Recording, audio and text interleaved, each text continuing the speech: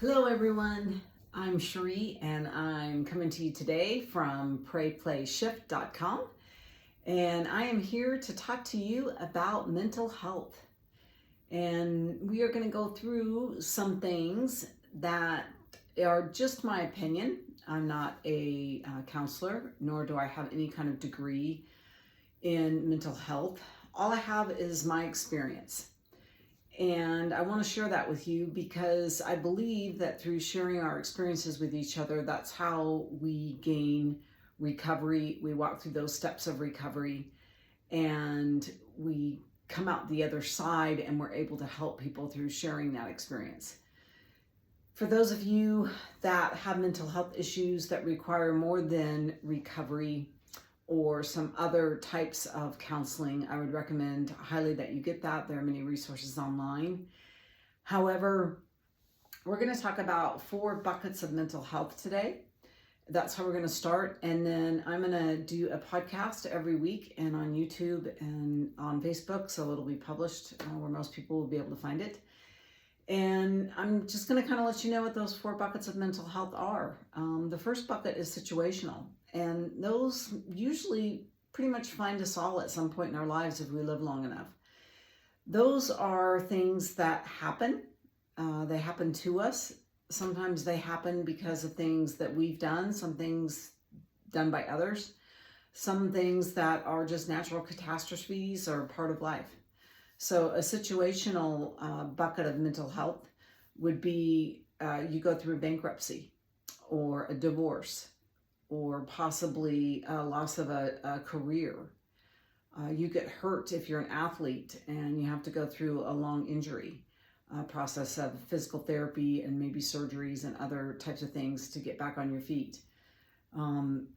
Grief. There's just many different things that happen that are situational, and those become mental health issues when they go on for a longer period of time. And before we know it, we can be so far down into either depression or anxiety or some other mental health issue that situation creates that we need help in order to get out. Then the second bucket of mental health issues would be biological. And those are things that nothing can be done. Most of the time we're born with those. Examples of that would be being bipolar, being schizophrenic, autistic, different things that can follow you. And you typically need, in a lot of those cases, specialist help, either psychiatrists or psychologists, sometimes medication, depending on the condition, and also a lot of support from those around you. And so if you have a biological mental health issue, I would really encourage you, if you haven't already done so, to reach out and get that help, because there is real good science and there's really good help out there. The third bucket would be conditional. And what happens is that, I'll give you an example of that. Worry is something that we all do from time to time. And we may worry about losing our job because our job performance hasn't been good, or maybe we see that people are getting cut back from work. And we start to worry that that may happen to us. And after time, if it goes on very long and we continue to worry, then that can become anxiety. And anxiety over a period of time will then create an actual mental health issue. So worry is a good thing because it can spring us into action and we can do something about it. So in the case of maybe worrying about losing your job, you could start working on your performance. You could talk to your boss or others about how you could do more, be more valuable to the company, be more valuable to your teammates. There's always help out there, and employers really want to see that. And so usually those situations, we have some kind of response, and we can go out and actually respond and then take care of that worry. It's when we worry continuously about the same thing and we don't come up with a solution, or we don't ask for help to get a solution, that then that worry becomes anxiety. It becomes anxiety. And that anxiety over time will create a real mental health issue. And so that's just one example of something that would be conditional. Then the last one would be spiritual mental health. And for people, just as human beings, we need to know, what is life all about? Why are we here? Why does my life have purpose and meaning? And those questions just have to be answered. A lot of times when we're young, we're going after things that we want and we feel invincible, and, we've got all these goals and dreams, and then all of a sudden life happens. Or maybe we don't have those things when we're young and we grew up in a really dysfunctional home.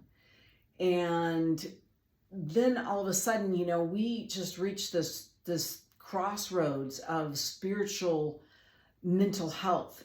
And for those that completely lose hope, they can actually start to think about ways to take their own life and commit suicide. And so we're going to talk a little bit about that and how to handle that, how to talk to people about suicide that may be going through a rough time. And then, just being able to express your faith and what that means to you and how it brings you hope and how it gives you meaning to life and the purpose that you have in life. And so those 4 buckets of mental health issues are the things that we're going to delve into. And on my next podcast and next broadcast, I'm going to talk to you about my own life experience and really focus in on the mental health issues that I've faced from the time I was about 14.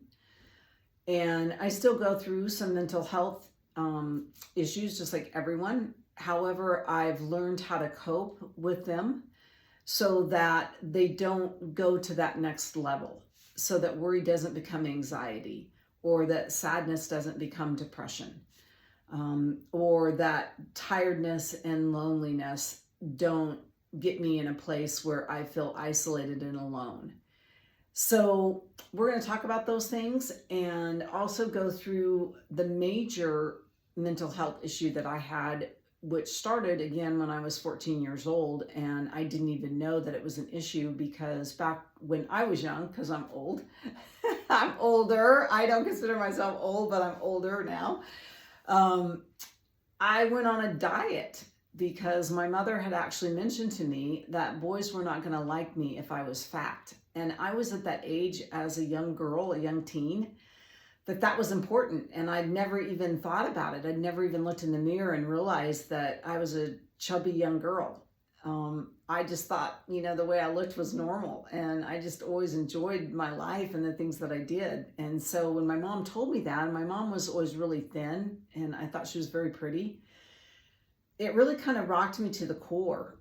And I grew up in a household where we didn't show emotions. We were actually brought up not to. I was in a military family.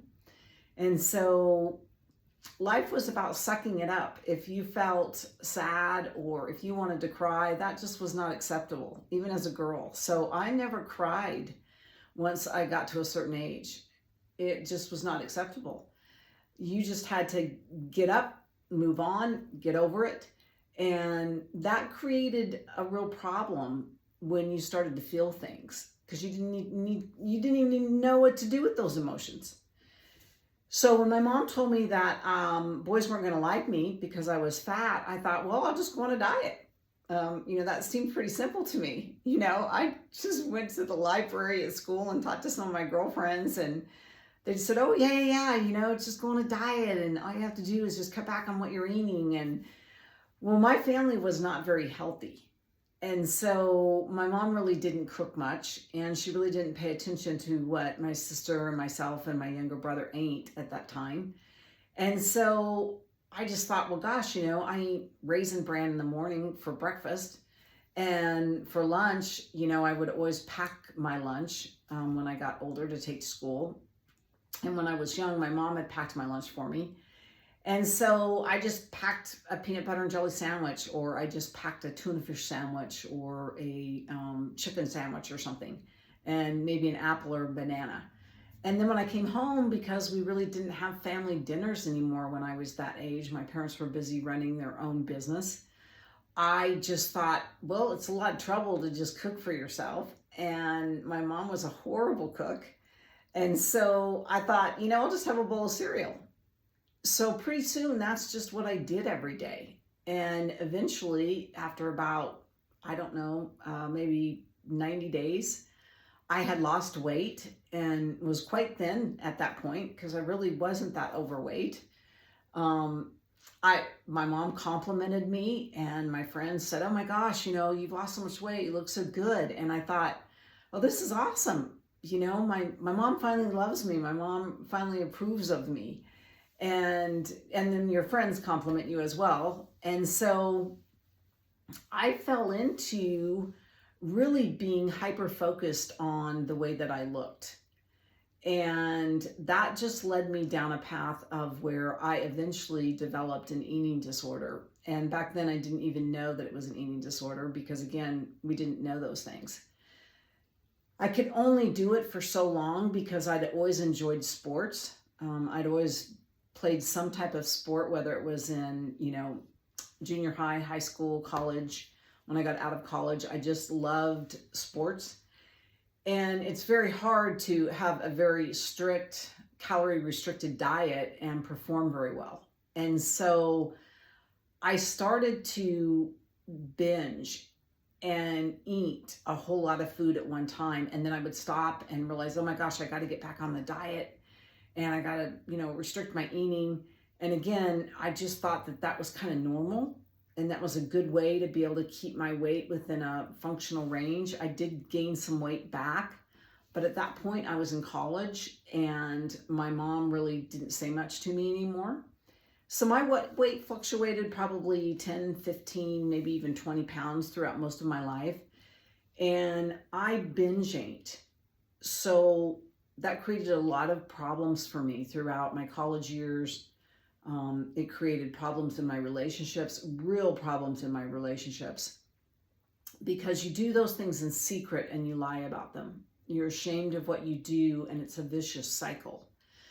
So that's the beginning of my story and kind of how things led me down a bad road and the things that I did that were directly related to my eating disorder and how I felt about myself, how it affected me, my family, my relationships, my marriages, and my child, Joel, and all those around me. And so on my next podcast and YouTube video, I'm going to walk you through what that eating disorder life is like and how I lived it, and then how there was hope through recovery and walking the 12 steps of recovery. And now being able to say that I can now, through my story, hopefully give you hope if you have an eating disorder or a mental health issue that is something besides biological, that you can do this. If I can do it, believe me, you can do it. God is willing, or your higher power, for me it's God and Jesus, will help you do that. And it took me a long, long time, but I finally was fully recovered. And I live an incredible life. I am so blessed and so grateful for everything. And so I'm going to share all of that with you, and I hope you tune in.